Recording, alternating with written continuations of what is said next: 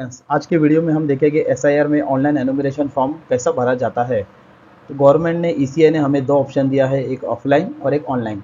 Offline में आपको पता है कि बीएलओ आपके घर पर आएगा, ऑफलाइन फॉर्म देगा आपको मैनुअली फॉर्म भरना है, 2002 के रिकॉर्ड्स आपको अपडेट करना है, आपका एपिक डिटेल्स आपको अपडेट करना है, साइन करके एक फॉर्म बीएलओ को देना है और एक फॉर्म आपके पास रखना है। ऑनलाइन में गवर्नमेंट ने क्या किया है, ऑनलाइन में हमारे पास दो ऑप्शन दिया है, एक वेबसाइट के थ्रू दिया है और एक मोबाइल के थ्रू दिया है। वेबसाइट के लिए लिंक है voters.eci.gov.in और मोबाइल का है ECI नेट, एक ऐप है ECI का जो प्ले स्टोर और iOS दोनों में अवेलेबल है। तो आज हम जो प्रोसेस देखेंगे वेबसाइट के थ्रू देखेंगे, क्योंकि दोनों प्रोसेस सेम है, वेबसाइट के थ्रू और मोबाइल दोनों का प्रोसेस सेम है। आप मोबाइल से भी कर सकते हैं और वेबसाइट से भी कर सकते हैं। तो जैसा हम वेबसाइट पे लॉगिन करेंगे, लिंक पे जाएंगे, तो हमें सबसे फर्स्ट जो ऑप्शन आएगा फॉर्म्स के अंदर, जो ग्रीन कलर में हाईलाइटेड है, फिल एनुमरेशन फॉर्म, इस पर आप क्लिक करोगे तो एक पेज ओपन होएगा लॉगिन का। तो आप जैसे कि यहाँ देख सकते हैं मोबाइल नंबर / एपिक नंबर।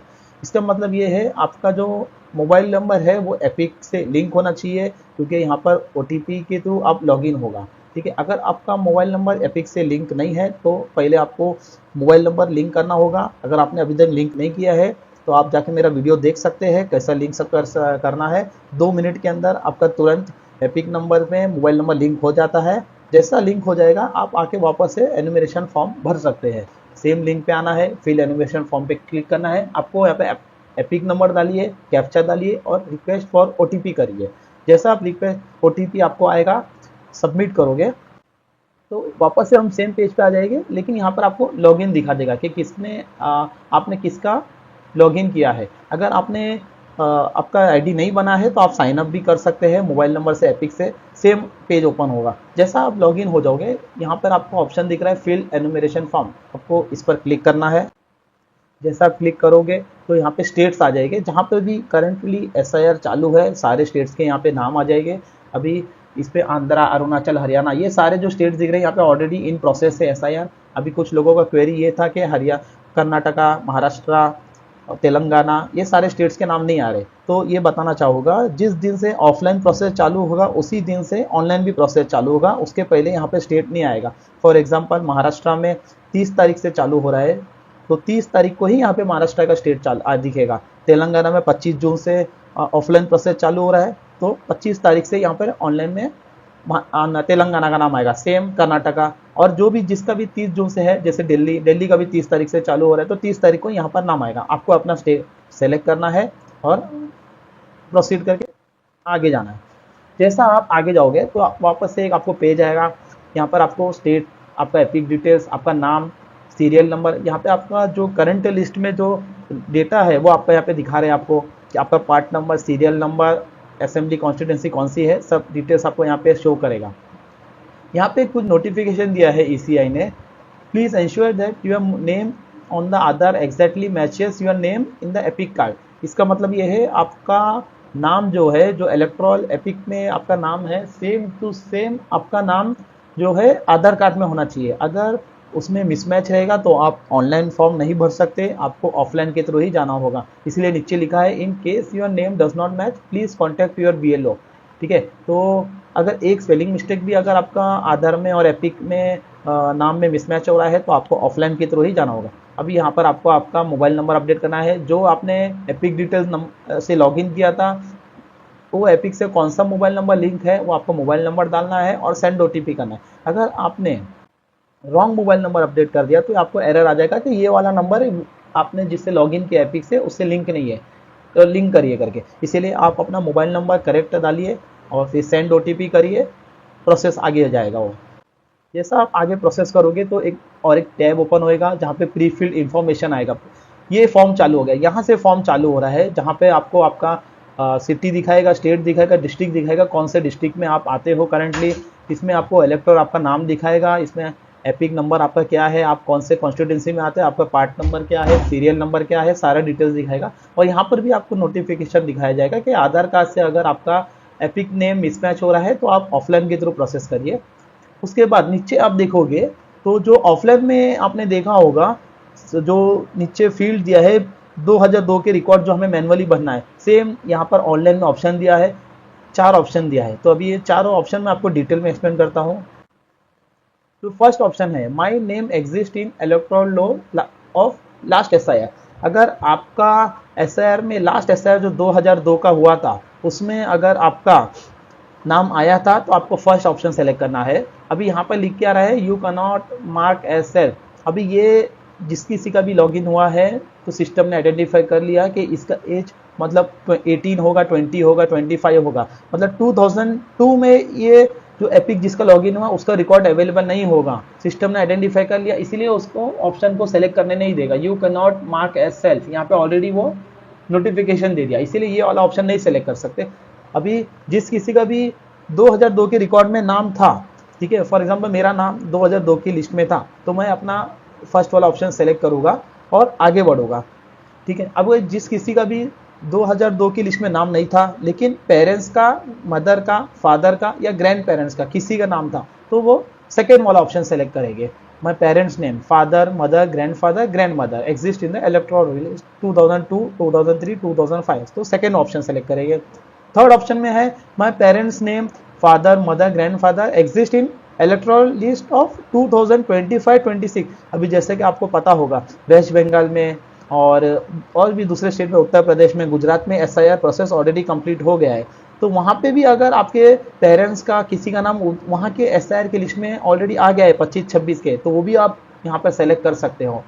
और चौथा जो ऑप्शन दिया है, फोर्थ ऑप्शन दिया है नाइदर माई नेम और my parent name exist in the electoral list of SIR, यानी आपका खुद का भी नाम लास्ट 2002-2003 के लिस्ट में नहीं था, आपके पेरेंट्स का भी नहीं था, और अभी जो दूसरे जो स्टेट्स में ऑलरेडी कंप्लीट हो गए वहाँ पे भी नहीं है। अगर आपको तीनों रिकॉर्ड में नहीं है तो आपके पास लास्ट ऑप्शन ही बचता है चौथा, कि मतलब आपका सेल्फ का भी रिकॉर्ड नहीं मिला था और आपके पेरेंट्स का भी 2002-2003 का रिकॉर्ड नहीं मिला है, तो आपको फोर्थ वाला ऑप्शन सेलेक्ट करना है। अभी यहाँ पे हम एग्जाम्पल देखते हैं कि हमें पेरेंट्स का नाम मिल गया है हमारे 2002-2003 के रिकॉर्ड में। अभी आपको क्या करना है,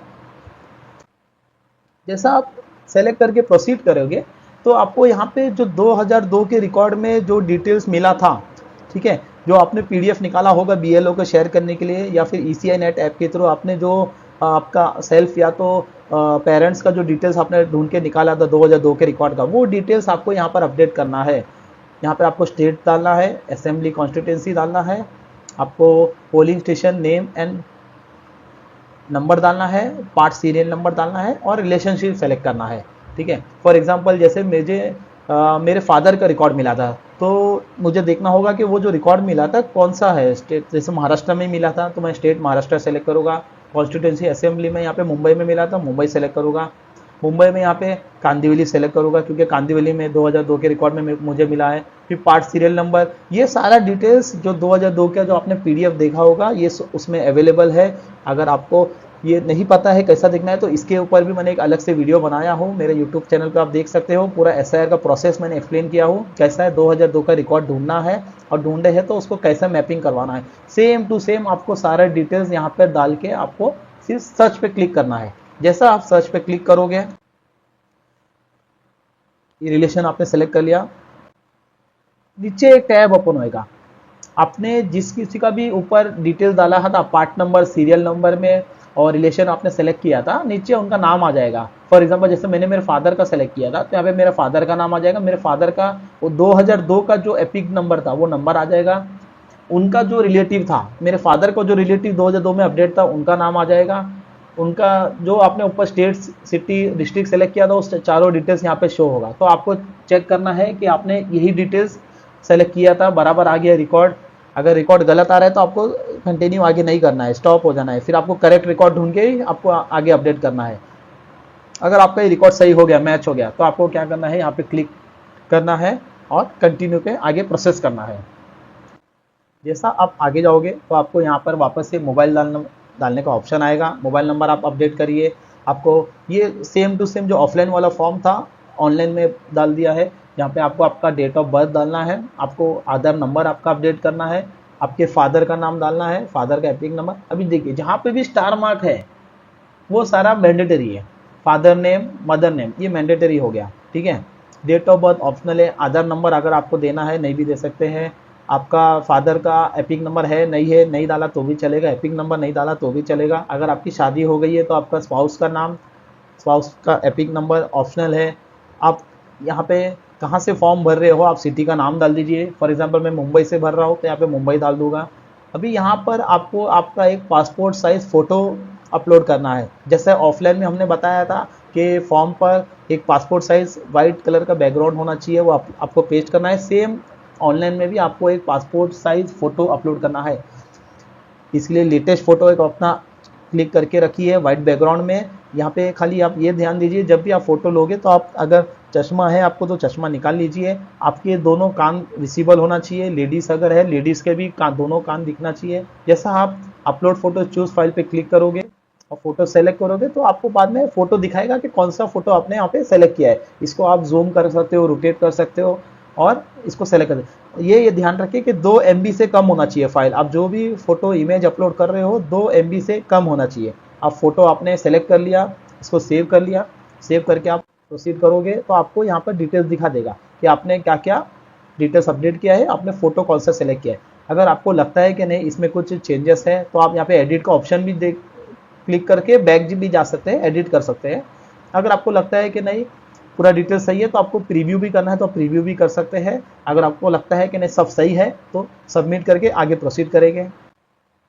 प्रोसीड करने के बाद अभी यहाँ पे जो आता है हमारा आधार OTP ऑथेंटिकेशन प्रोसेस चालू होता है। यही इसीलिए हमने कह रहे थे कि आपका नाम जो है आधार कार्ड से सेम होना चाहिए, आपका एपिक कार्ड से मोबाइल नंबर लिंक होना चाहिए और आपका आधार नंबर मोबाइल से लिंक होना चाहिए। अगर यहाँ पर एक चीज़ याद रखिए, मोबाइल नंबर जो है आधार में और इलेक्शन कार्ड में एपिक में दोनों में अलग अलग होगा तो कोई प्रॉब्लम नहीं है, दोनों में अलग मोबाइल नंबर भी चल सकता है, ठीक है। सेम होगा तो भी ठीक है, अलग अलग है तो भी ठीक है। अभी आपको यहाँ पर क्या करना है, आपको आपका आधार नंबर डाला जिसका हम ऑनलाइन फॉर्म भर रहे हैं, एपिक कार्ड जिसका हमने अपडेट किया था उसी का आधार नंबर यहाँ पे डालना है। अगर रॉन्ग डाले तो ये आगे प्रोसेस नहीं करने देगा। आपको आधार OTP ऑप्शन सेलेक्ट करना है, गेट OTP करोगे तो यहाँ पे OTP डालकर ये ऑप्शन को आपको सेलेक्ट करके सबमिट करना है।